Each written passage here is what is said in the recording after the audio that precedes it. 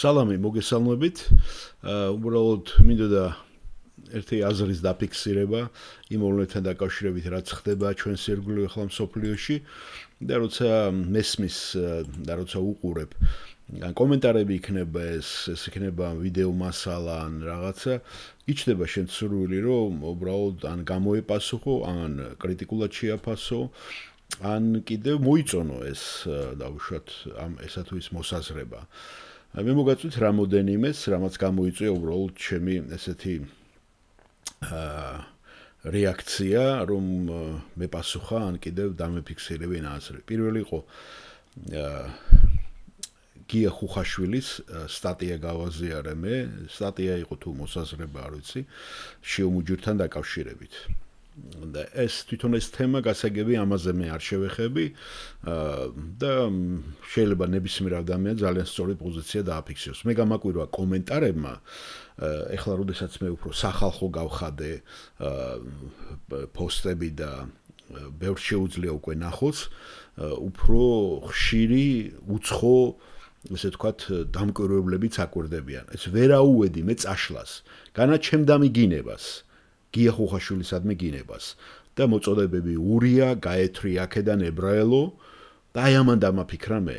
ამან დამაფიქრა, ეს არის ძალიან საშიში ტენდენცია და არავინ არ თქვას, რომ ქართველები ტოლერანტულები არიან, ან კიდე ებრაელები უყვართ. არავინ არ თქვას. გარკვეულ შეიძლება კატეგორია ესე არის და შეიძლება გარეთ სხვა ვამბობთ საზოგადოებრივ, მაგრამ შიგნით ეს და მით უმეტეს როცა რელიგიური სენტიმენტი საქართველოში ესე გაიზარდა, მოდი ვთქვათ ეს რუსული გავლენების ქვეშ რელიგია, ხო? ბუნებრივია იქიდან რაც მოდის, ქართველებიც ამას იტაცებენ და უფრო გაღვივდა ის, რაც უფრო დაფარული იყო. ეს ძალიან შემაშფოთებელია სხვათა შორის. მაგრამ მეორე კატეგორია მე სადაც ვიმყოფები, ხო და სადაც ამაკ უფრო შეხება, ეს არის ამერიკა. ამერიკაშიც გაიყო აზრი ამასთან დაკავშირებით და არაჯანმრთელი ტენდენცია, რომელიც მე ადრეც დავაფიქსირე. ერთი კატეგორიები მთლიანად ხარს უჭერენ და ეს ქრისტიანებიც მოიაზრება ამაში, ებრაელებს ეს კატეგორია და მეორე კატეგორიაშიც უკვე შევიდა ძალიან დიდი გაღიზიანება და შეიძლება ითქვას ზიზღი და უკვე ნაციზმშიც რო იზრდება. ეს იყო ყოველთვის კუკლუს-კლანი მოგეხსენება და ასევე სხვადასხვა ორგანიზაციები, რომლებიც ანტისემიტურ იმას განწყობას თესავდნენ, მაგრამ ეხლა უკვე ამაში ევანგელისტები ჩაერთვენ. ხედავთ, ძალიან ორი ტენდენცია, ერთი ძალიან დიდი ზიზღის და მეორე ბრმად ხარის დაჭერის ის რაც ხდება დაუშვათ ებრაელებთან მიმართებაში. აი ამან გამოიწვია ჩემი ვთქვათ რაღაცნაირად ეს რეაქცია და ურიოდო სიტყვით გაგიზიარებთ ჩემს მოსაზრებას. ასევე მესამე ვიდეო გამომიგზავნეს, ალბათ თქვენც მიიღეთ ეს ვიდეო და ნახეთ, მე TikTok-ში არა ვარ ხშირად და ახალგაზრდა ჩვენმა მეგობარმა გამომიგზავნა და მე სხვამაც გამომიგზავნა სხვათა შორის პიროვნება ხელოვნურ ინტელექტს უსვავს კითხვას იმასთან დაკავშირებით ქრისტიანობა, ებრაელობა, მოსესთან, ქრისტესთან დაკავშირებით, მუჰამედთან დაკავშირებით. და მუჰამედთან დაკავშირებით ხელოვნური ინტელექტი რჩევას აძლევს, რომ თავშეკავებული იყვნენ. გესმით? ნახეთ ესე იგი რამ გამოიწვია, ესე იგი აი ესეთი მოძრაობები რაც ხდება, ბოლოს ნახეთ სეკულარიზმი რა დასკვნებს აკეთებს. და კარგად მოგეხსენებათ უკვე 9 სექტემბერს 2001 წლის 9 სექტემბერს რაც მოხდა 11 სექტემბერს, ხო, გაცრავად 2001 წლის იმ დაბომბვის შემდეგ და ეს მარტო ამერიკაში არა, ჩვენთან ევროპაშიც უფრო ტოლერანტული გახდა და უფრო შეგვაყვარეს ისლამი, უფრო პატივსაცემით, ასევე სამუშაო ადგილები გაეხსნათ მათ და მოკლედ უკუ რეაქცია მოხდა ამისი, ხო? შეიძლება რაღაცა ექსტრემალური ელემენტი ის იყო და რა ქვია დაჟილი იყო ბინ ლადინის სახით და 20 წელი გაგრძელდა ავღანეთის კონფლიქტი. იცოდით თქვენ 2001 წლის 2021 წელს ყველაზე დიდი კონფლიქტი, ესე იგი ვიეტნამის ომსაც გადააჭარბა. მიუხედავად ვიეტნამის ომი ზოგი ამბობს 55-დან 75 წლამდე გაიწელა, ხო? და წარუმატებელი იყო, იცით, ხო? და ავღანეთის ომიც იცით როგორ დასრულდა. როგორც საბჭოთა კავშირის. ახლა თუ ამბობთ, რომ რუსეთიც ომიც უკრაინის წინააღმდეგ არალეგიტიმური არის, ხო? ეს არ წარმოადგენდა პირდაპირ საფრთხეს რუსეთისათვის. ანალოგიური არ არის ახლა ირანის ომზე რაც არის ლაპარაკი? და მე მოიტანა ესე იგი კიდე შემდეგი ის რაც მოვისმინეს იყო ფრანკლინ გრეიმის გამოსვლა ამ სააღდგომო საუზმე იყო თუ რაღაცა და იქ მან მოიტანა ესეთი პარალელი, რომელიც მე ადრეც მოვისმინე და არა ადეკვატური პარალელი ესთერის წიგნთან, რომ აი ტრამპიც მოევლინა ებრაელ ხალხს გადასარჩენად, რომ ებრაელები ირანი აცხადებდა, რომ ყველგან აგვიდა ებრაელ ერს და ესეთი განცხადება მას არ გაუკეთება იყო სახელმწიფო ისრაელზე მუქარა და ესეც რიტორიკა იყო, ხო? პირდაპირი კონფლიქტი არ იყო, პირდაპირი, ესე თქვა, სიტყვებით ყველა ემუქრებოდა ცივი ომის დროსაც ერთმანეთს, ხო? მაგრამ პირდაპირ არის, ხო, როდესაც იწყებ უკვე ამის გაკეთებას. და მიაქცეთ ყურადღება ესთერის პერიოდი, ეს იყო ის პერიოდი, როცა ირანი იყო დომინანტი სახელმწიფო და ირანის მეფე რასაც გამოცემდა, ხომ და იქ წერია უკვე, რომ დაიწყეს უკვე მართლაც ხოცვა-ჟილეტო ებრაელების, მისი კანონი უნდა აღსრულებულიყო ყველგან. იმ პერიოდში რაც არსებული სახელმწიფოები იყო, სადაც გაწვდა მისი მართლობა. პრაქტიკულად იყო მსოფლიო ლიდერი, ხო? ნუ თუ არ ჩავთვლით ხა ჩინეთიც და სხვა ცივილიზაციების ინდოეთიც მის გარეთ იყო და იქ რა თქმა უნდა ეს კანონი ვერ გავიდოდა. მაგრამ მიექცეთ ყურადღება, ამერიკაში დღეს რო კანონი გამოცეს პრეზიდენტმა, ლიდერმა სახელმწიფომ, ხო?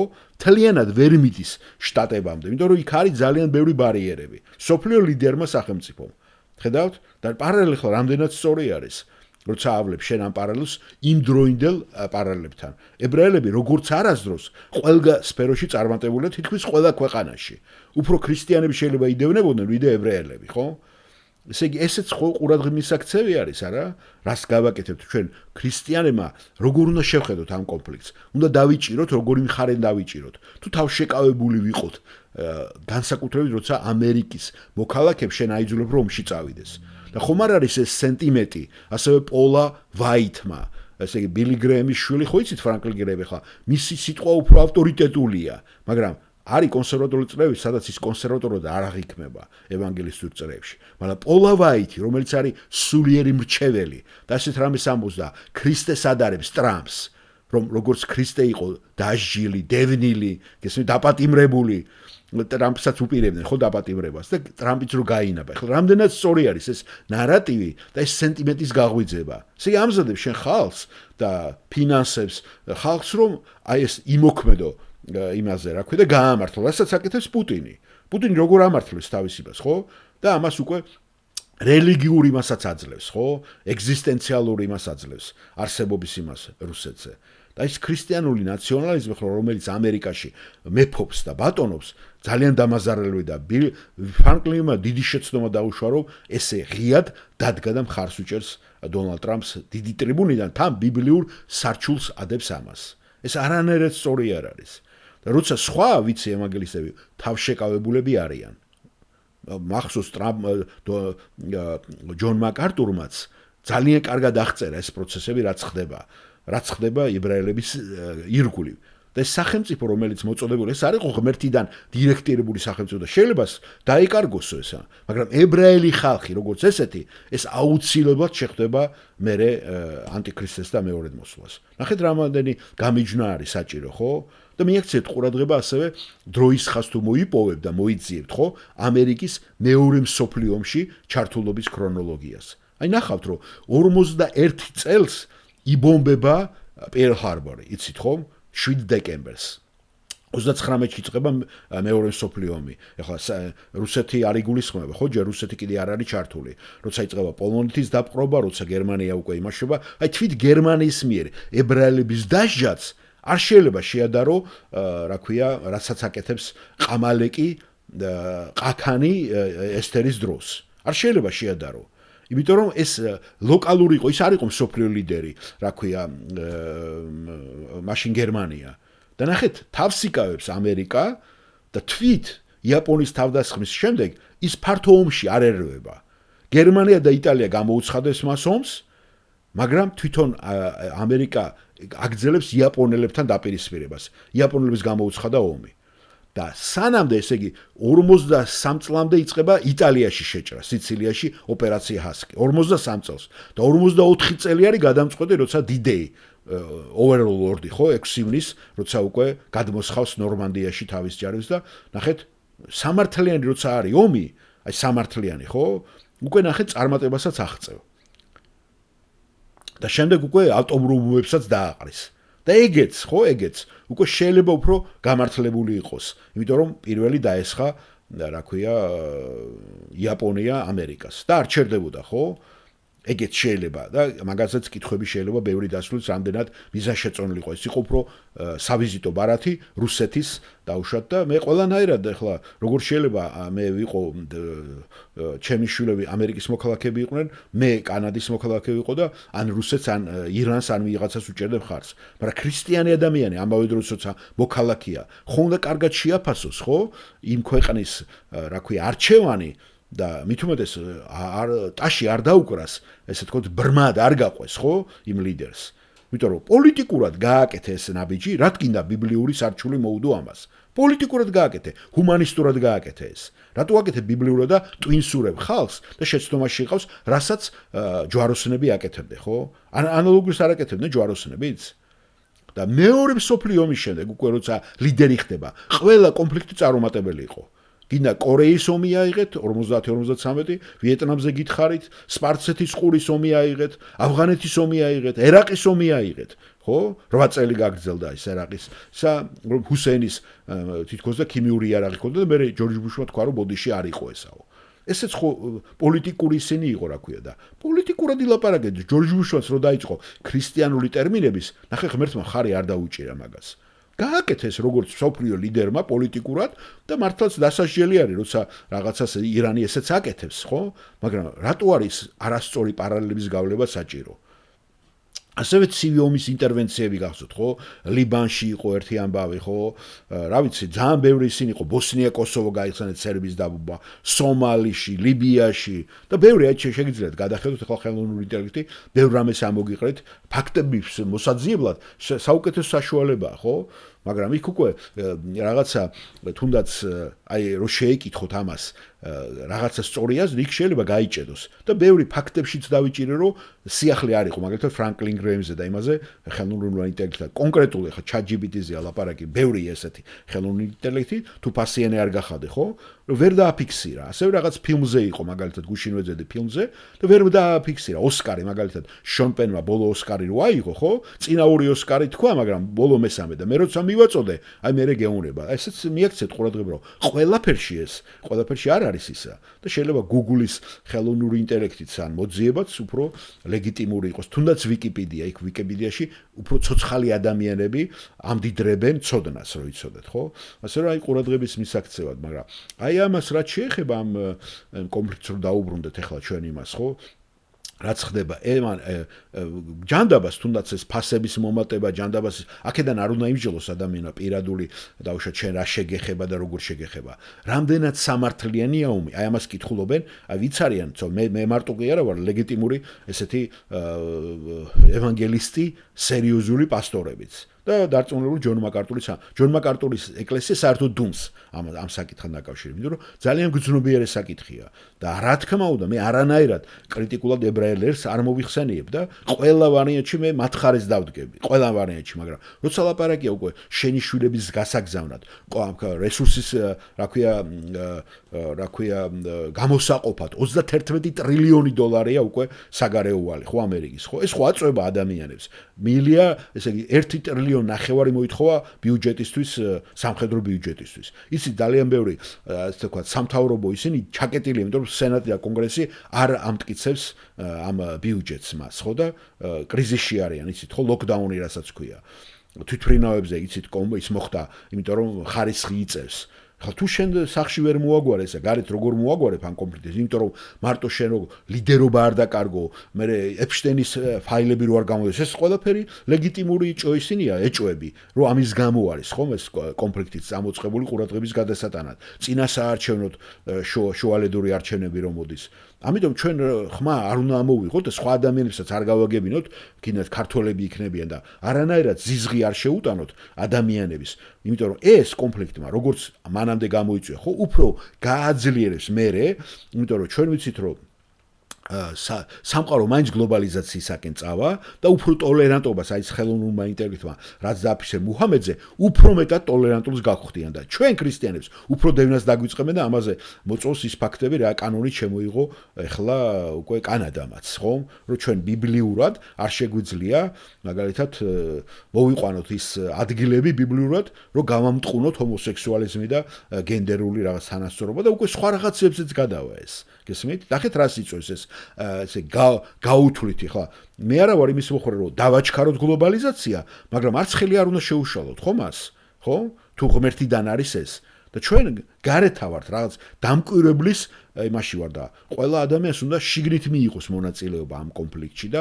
ჩაერთოს პატრიოტული მოტივი იქნება ფინანსური და სხვადასხვა და ქრისტე გვეუბნება ჩვენ სულ სხვა დამოკიდებულებას მე იქ რო იდევნებოდა ბევრი რაღაცები რომ მახსენდება არ ჩამომიწერია ახლა და შეიძლება გამომრჩეს კიდევაც აი ის ყველაზე მნიშვნელოვანი რატო იდევნებოდა მაშინ რომ მესია უნდა მოსულიყო უკვე მესია მოვიდა ქრისტეს შემდეგ უკვე ბევრი რამე იცვლებოდა ქრისტეს მადლის ქვეშ ვარ ჩვენ და აქ უკვე სიფრთხილე გვმართებს რომ მართლაც უკიდურესი საშუალება იყოს სახელმწიფოს მხრიდან სამხედრო კონფლიქტი და ასე მოგვარება პრობლემების და ასევე ადამიანის ინდივიდი ჩვენ ქრისტიანები როდის ვიწყებთ ფიზიკური დაუშვათ პასუხ თავდაცვაზე შენ სიცოცხლეს რო უკვე უშუალო დემოკრება ვინმე და მანამდე ბიბლია მოგვიწოდებს ყველასთან მშვიდობიანად ვიყოთ შეიძლება სიტყვიერი აგრესია იყოს ნებისმიერი აგრესია ხო რომ ყველასთან მშვიდობით ვიყოთ ეს ანიშნავს რომ ჩვენ არ ვამხილოთ ადამიანებს მაგრამ ეს არ უნდა გაკეთდეს ზიზღით შურით ბოღმით ეს უნდა გაკეთდეს სიყვარულით და სიყვარულით იყოს ეს გაკეთება და ანალოგიური ხა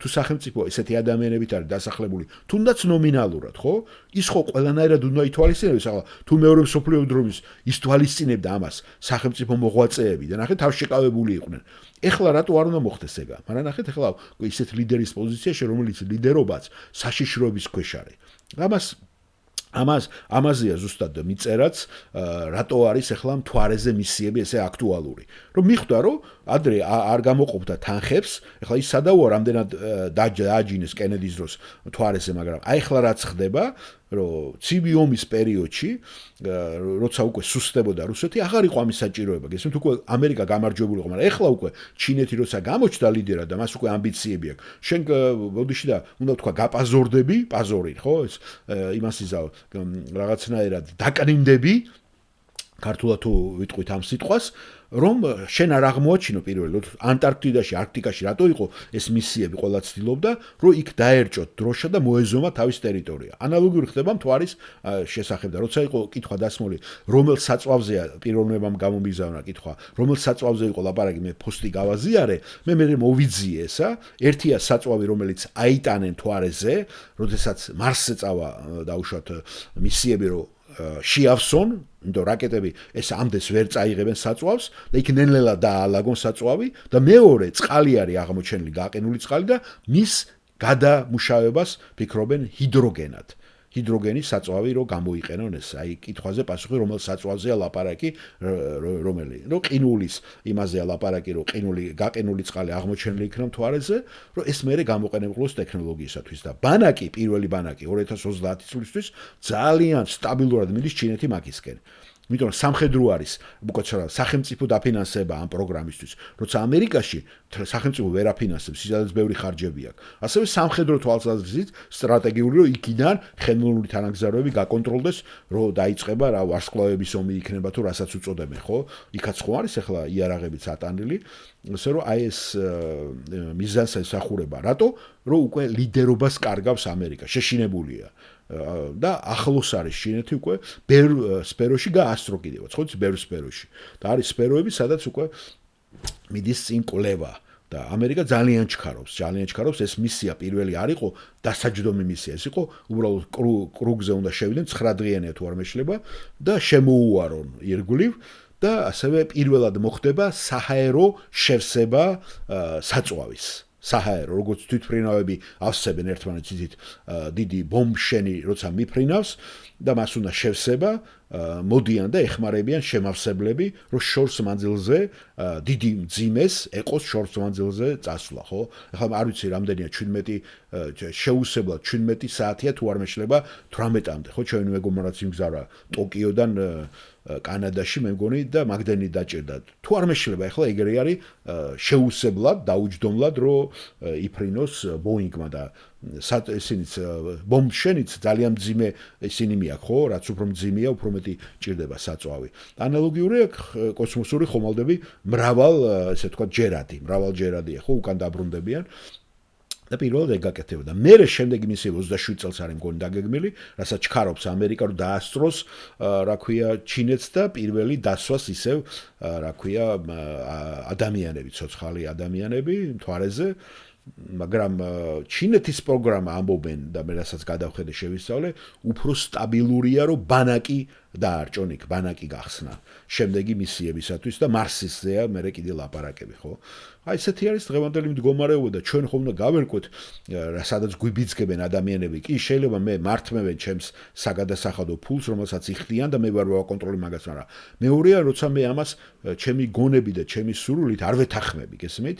და მე ვიცი რომ ეს რა ქვია მონაპარი ფული არის და მე არანაირად არ ვილოცებ ხა ადრე ამოდენ ადამიანები და გეგონათ ქრისტიანი იყო რა ქვია დონალდ ტრამპი და იმიტომ ლოცულობენ მე გაიგეს რომ სულელი ყოფილა და მაინც აგრძელებენ ლოცვას რომ ამერიკამ წარმატება ამერიკა ხა რა წარუმატებელი რატო იქნება ხო ჩვენ ბიბლია გვეუბნება ყველაზე უნდა ვილოცოთ თავრობის წევრებზე მაგრამ იმაზე კი არ უნდა ვილოცოთ რა პროგრამასაც და რა გეგმასაც ისინი აგრძელებენ რა აქ ჩაფიქრებული უნდა ვიგრძელოთ იმაზე რომ მათ გაეხსნათ გონება და ღმერთისკენ ღმერთის გადაწყვეტილებები მიიღონ ღმერთისკენ მობრუნდნენ ამაზეა ლოცვა ხო საჭირო და ყველაზე განურჩევა და არა კონკრეტულზე ამიტომ აი მე ეს ფაქტორები მინდოდა დამიფიქსირებინა მეტი ისეთი არაფერი თუ გამორჩა ხა არ ვიცი ძალიან ძნელია უბრალოდ რამაც ბიძგი მომცა რომ ეს თქვენთვის გამეზიარებინა მადლობა მოსმენისათვის და მომავალ შეხვედრამდე